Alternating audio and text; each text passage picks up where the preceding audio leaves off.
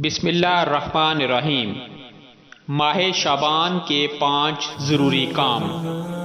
محترم ناظرین، اللہ پاک نے جو ہمیں زندگی عطا کی ہے، بروز قیامت اس کے ایک ایک لمحے کا، ایک ایک پل کا حساب و کتاب دینا ہوگا۔ جو کچھ کھایا ہوگا، پیا ہوگا، اس کا جواب دینا ہوگا۔ جو آنکھوں سے دیکھا ہے، جو کانوں سے سنا ہے، جو زبان سے بولا ہے، ہاتھ سے کیا ہے، جو پاؤں سے کیا ہے، جو بھی اعمال ہم نے کیے ہیں، نیک یا بد، سب کا حساب ہوگا۔ ریت کے ذرے کے برابر کسی سے زیادتی کی ہوگی، ریت کے ذرے کے برابر کسی نے ہمارے ساتھ زیادتی کی ہوگی تو اس کا پورا بدلہ لیا اور دیا جائے گا۔ ہم انسان فطرتی طور پر کمزور ہیں، چاہتے ہوئے یا نہ چاہتے ہوئے ہم سے غلطیاں اور گناہ سرزد ہوتے رہتے ہیں۔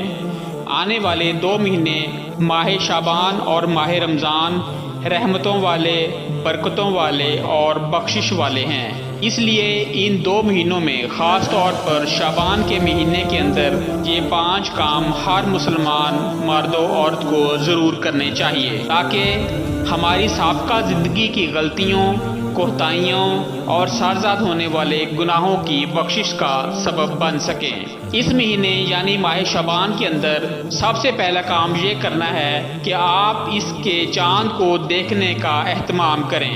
ویسے تو ہر مہینے کا چاند دیکھنا سنت ہے، لیکن آپ صلی اللہ علیہ وآلہ وسلم شعبان کے مہینے کا چاند بہت زیادہ اہتمام کے ساتھ دیکھا کرتے تھے۔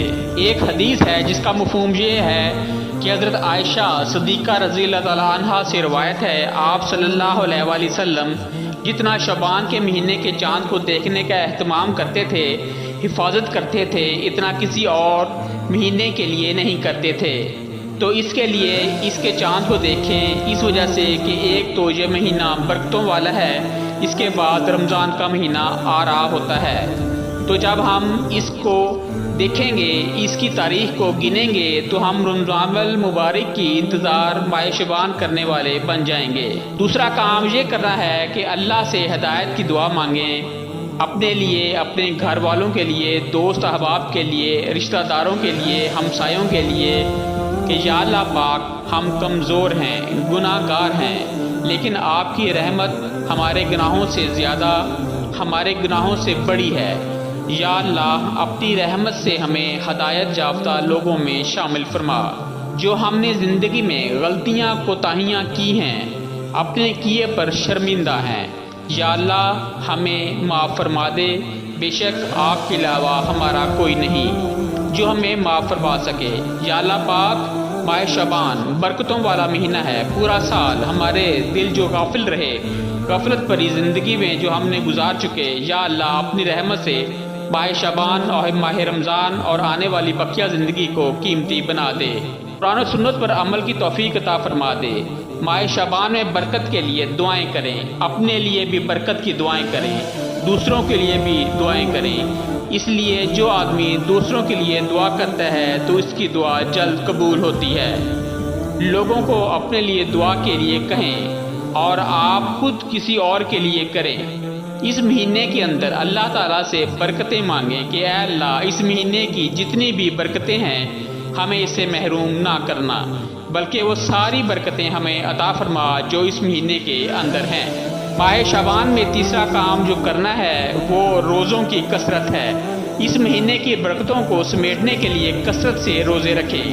حضرت عائشہ صدیقہ رضی اللہ تعالیٰ عنہا فرماتی ہیں، نبی پاک صلی اللہ علیہ وآلہ وسلم لگاتار روزے رکھتے تھے، یہاں تک کہ ہمیں کہتے تھے کہ ابھی آپ صلی اللہ علیہ وآلہ وسلم روزہ نہیں چھوڑیں گے، اور پھر آپ صلی اللہ علیہ وآلہ وسلم کبھی روزہ نہیں چھوڑتے۔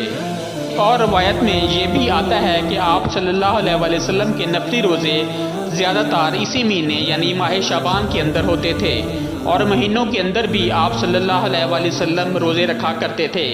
اور اس مہینے کے اندر روزے رکھنے کی ایک اور وجہ یہ ہے کہ اس مہینے کے اندر موت کے فرشتے کو ان تمام لوگوں کے نام دیے جاتے ہیں جنہوں نے اس سال مرنا ہوتا ہے۔ تو روزوں کا اہتمام کریں، پورے مہینے کے نہ رکھیں، اور نہیں تو کم از کم 13، 14 اور 15 تاریخ کا روزہ رکھ لیں۔ اگر زیادہ بھی رکھ سکتے ہیں تو رکھیں، پورے مہینے کے نہ رکھیں، اکثر اور اس ماہ شعبان کے روزے رکھ لیں۔ چوتھا کام جو آپ نے کرنا ہے وہ رمضان کی تیاری کرنا ہے۔ رمضان کے لیے اس مہینے کے اندر اپنے آپ کو تیار کریں۔ تیاری کیسے کریں کہ اس مہینے کے اندر آپ کثرت کے ساتھ روزے رکھیں گے تو آپ روزوں کے عادی ہو جائیں گے، عادت بن جائے گی۔ اور جیسا کہ رمضان برکتوں کا مہینہ ہے، ثواب کمانے کا مہینہ ہے، اس لیے شعبان کے مہینے سے ہی ثواب کمانا شروع کر دیں۔ غریب لوگوں کے اوپر خرچ کریں، صدقہ کریں، لوگوں کے حقوق کا خیال رکھیں۔ ویسے تو پورا سال یہ کام کرنا چاہیے، لیکن رمضان کی وجہ سے، رمضان کی برکتوں کی وجہ سے اس مہینے کے اندر نیکیوں والے کام زیادہ سے زیادہ شروع کر دیں، اور انہی کاموں کی وجہ سے آپ کی رمضان کی تیاری بھی ہو جائے گی۔ اور اس مہینے یعنی ماہ رمضان کے اندر جو 5واں کام آپ نے، میں نے، ہم سب نے کرنا ہے وہ شب برات کی عبادت ہے۔ شب برات شعبان المعظم کے مہینے کی 15ویں رات ہے۔ اس رات کی فضیلت احادیث میں بہت زیادہ بیان کی گئی ہے۔ اللہ تعالیٰ شعبان کی 15ویں رات کو اپنی مخلوق کی طرف متوجہ ہوتا ہے، اور پھر اللہ تعالیٰ مشرک اور بغض رکھنے کے علاوہ سب کی مغفرت فرما دیتا ہے۔ اور اسی طرح بیان فرمایا کہ اس رات میں اللہ تعالیٰ موت کے فرشتے کی طرف ہر اس جاندار کی روح قبض کرنے کی وحی بھیجتی ہیں جن کے مرنے کا اللہ تعالیٰ کی طرف سے ارادہ کیا جاتا ہے، یعنی ان تمام جانداروں کی روحوں کے بارے میں بتا دیا جاتا ہے کہ اس سال میں فلاں فلاں کی روح قبض کرنی ہے۔ تمام نام دیے جاتے ہیں، تو جب اس رات کو آپ عبادت کریں گے، اللہ تعالیٰ کی طرف توجہ ہوں گے، آپ کا بھی اس حال میں نام آئے گا کہ اللہ تعالیٰ آپ سے خوش ہوگا۔ اور اسی طرح شب برات کے اندر نیکی کا یہ کام ہے، آپ شعبان کی 15ویں رات یعنی شب برات کو اٹھ کر عبادت کریں۔ اکٹھے ہو کر عبادت کرنا ضروری نہیں ہے، گھر میں کہیں بھی آپ عبادت کر سکتے ہیں، جتنا چاہیں آپ نوافل پڑھیں۔ اس رات کو انشاءاللہ آپ کے لیے بہت زیادہ ثواب لکھا جائے گا۔ اور اسی طرح شب برات کو آپ جتنے بھی مسلمان فوت ہو چکے ہیں، جو بھی فوت ہو چکا ہے، ان کے لیے دعا کریں، اللہ تعالیٰ بہت زیادہ قریب ہو جائیں گے، رمضان کی تیاری بھی ہو جائے گی اور آپ ثواب بھی کما لیں گے۔ محترم ناظرین، ویسے تو ہمارا یہ کام پورے شعبان کیا پورے سال ہی رہنا چاہیے، اور آخر میں یہی کہنا ہوگا کہ ماہ شعبان کا ایک ایک لمحہ ہمارے لیے بہت قیمتی ہے، اس سے استفادہ حاصل کیجیے۔